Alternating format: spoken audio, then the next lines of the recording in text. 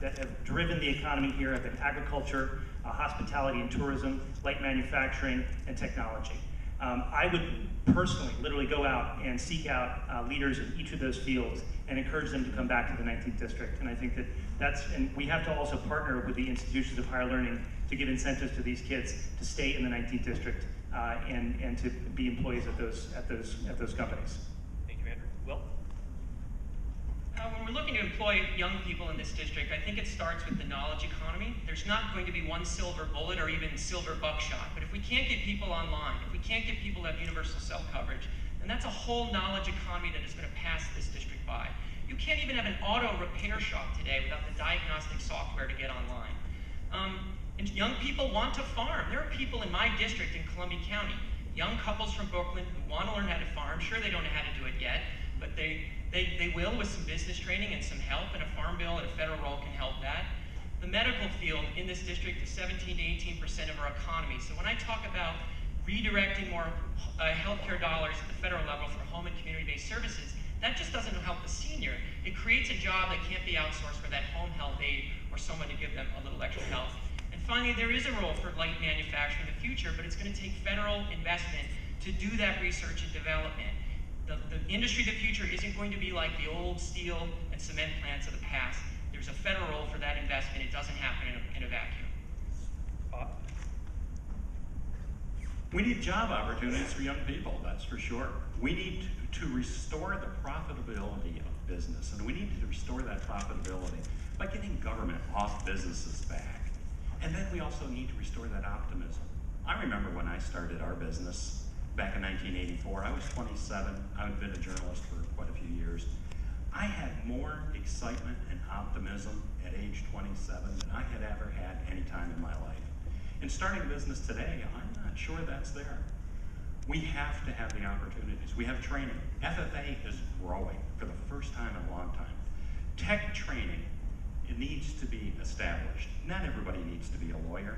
We need mentoring in business. CDL training, commercial driver's licenses. You can't get a CDL till you're 21. Let's have a training program between 18 and 21 when you have a permit. And then let's depreciate the cost of education. If we can't change the tax law, let's use the current law and depreciate education the same as any other business can depreciate hard assets. Biggest thing for young people are jobs and opportunity. Every single school district, virtually in this congressional district for the last 20 years has lost population. And our people are fleeing, our kids are fleeing. And we're not going to make it easier for young people to come back here after school or to stay here after high school or come back after military service if we continue the same path we're on. The solution to improving our economy doesn't lie through more government intervention. It lies through allowing the private sector economy to grow, to create more opportunities for everyone, whether they're young people, middle-aged people, returning veterans, etc. What we're missing in this country and in this state is the fact that government is creating more of the problems. Just look at what they did in Albany this last year with the minimum wage bill. That is going to eliminate the opportunity for 16 and 17-year-olds who will not be able to be hired by a small business or a farmer because the farmer or the business can't afford it. A little optimism? You want a little optimism, Bob? I want to talk about the 19th district in 20 years that is possible, and then let's talk about how to get there. We can have half again as many farms, if not twice as many farms 20 years from now. You may not know this, but New York State has half as many farms as it did in 1989. We should be going the other direction. And those mid-scale farms with $50,000 to $200,000 gross income, those are the ones that invest in local communities, hire local workers, not the big ag. I can imagine an economy which is thriving with solar, ground source heat pumps, small hydro, which the Chinese are investing in, and I think we should be investing in even faster, incredible, innovative green jobs, high tech, which is already happening in Kingston. All that is possible. So how taking on the handful of powerful interests in Washington that want to export our jobs. We have to turn to a 21st century trade policy that leaves jobs here in this district, in this area where we're using our own goods and eating our own food. Thank you very much. The next question kind of sticking with the job theme, but it's kind of the reverse for farmers. Finding reliable skilled labor can be a challenge for farmers in New York. Currently, the federal H-2A guest worker program that many of our fruit and vegetable farms use are experiencing long delays in securing a legal migrant workforce and securing visas for them to be here temporarily in this country. What is your position on comprehensive immigration reform, and how do you view Congress moving forward on what has been a contentious issue with heightened rhetoric this election season? And we'll give you 2 minutes for this one, and Will, you are the first person to answer. I know an awful lot of farmers. I know how hard it is to get the labor that you need when you need it. Farming is not like other industries. When that crop has to get picked, you have a narrow window, you have a perishable product in a very tight window of a market, and if you don't get that thing picked, you're out of luck. And the H-2A program is straining, and the only way to solve it is with comprehensive immigration reform in this country. There are millions of undocumented workers in this country picking the food that you eat every day. These people are hardworking, they are doing the work of America, and they deserve a legal pathway to become full citizens. How do we do that? How do we do that? When your food prices are cheaper than almost any other industrialized nation in the world, it's because of those undocumented workers. They came here from hardworking families and need a pathway to a legal way to work. How do you do that? Well, you have to get in line. You have to pay some form of back taxes, but there needs to be a pathway forward for full citizenship. It's the only way that we're going to solve this labor problem in the country, and it's the right thing to do. It's the moral thing to do. Bob? The H-2A program is something that's dear to all of our hearts. That's the agricultural worker program that has just been described. It's not perfect, and it sure needs a lot of work. But you know, the crops and cows can't wait for the government. The Labor Department and Customs and Immigration are required to respond to an H-2A application 30 days before the labor is needed. They're not doing it. They're not using email. They're using snail mail. So what we have is that they're consistently missing the deadline. The result? Lost crops rotting in the field, lost incomes for struggling farmers. Congress must pass responsible immigration reform that provides farmers with legal and stable workers. So my points are, we need to fix H-2A. Then we need to require employer verification once the government is doing their job. We need to build the wall. We need to end catch and release. No more anchor babies. Withhold funds for sanctuary cities. Withhold funds to states that allow illegals to get driver's licenses. And strengthen the requirements to access our taxpayer-funded benefits. We're a country of immigrants.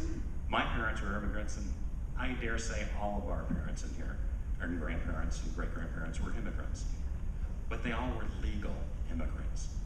They came here the right way. If you're in our country because you broke the laws to get here, you need to go to the back of the line, and you need to reapply, and you need to come in legally.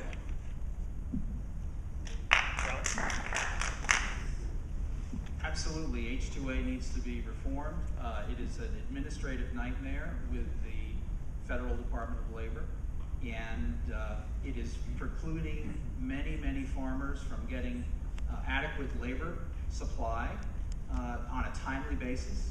And it's a failure of the administration in terms of administrating these provisions. I've spoken to many farmers who have told me about the cost, the expense, and the delays, and how it's extraordinarily burdensome on them and precluding them from doing what they have to do in terms of running their farm, harvesting their crops, etc. The fact is, though, I would favor, if I thought politically we could have a comprehensive fix to immigration, I think that's fine. But the practical matter is we should try to seek incremental reforms, like the fixing of the H-2A and the H-2B administrative problems. We definitely have to make sure that we have a secure border, and we have to deal with the fact that there are many, many people, half of the illegals in the United States are here because they've overstayed visas. That's a problem of technology, which we have to fix. I think it's a mistake, however, to suggest that we should allow people a pathway to citizenship if they've come here illegally. I think normalizing their status is one thing. I don't think politically the American people will agree to citizenship. And I think the more the voices on the left demand that, the less chance there will be to achieve the incremental changes that I think most people on the left and the right agree should be accomplished. So border security is vital. I mentioned heroin earlier. This is a major problem that's affecting all of our communities. And as part of any kind of effort to secure our borders and to secure America, we must address the influx of illegal heroin into this country. So I hear about H2A more than probably anything, and it clearly needs to be fixed. It clearly is not working for people who are working incredibly hard to try to make a living. I think most people believe that if you break the law, you should be punished. That punishment doesn't necessarily have to be deportation. Wait in line, figure out a path towards becoming part of our community. You may not know this, but immigration is actually down. And I think part of the reason we're talking about it right now is because we have an economic crisis, and the real root causes of that economic crisis have a lot to do with NAFTA. They have a lot to do with us offshoring jobs. And instead of focusing on the things that aren't necessarily going to work on bringing jobs here, we should be focused on the things that are. You asked another question in there that I think there's some real bright spots, but we should be pushing more towards. I was at the Cooperstown Youth Livestock Festival last summer. It was extraordinary. Really bringing and supporting great training programs for kids who want to learn about farming, who want to train to be farmers in the future is important. And high school is a really critical time to do that. Kids who, I met some 15-year-olds there who lived downtown, but they 15 hours a week would go and take care of a cow and get extraordinary training and mentorship and build relationships and learn how to become farmers themselves in the future. And I think that's one of the things we should be really investing in our schools and youth programs.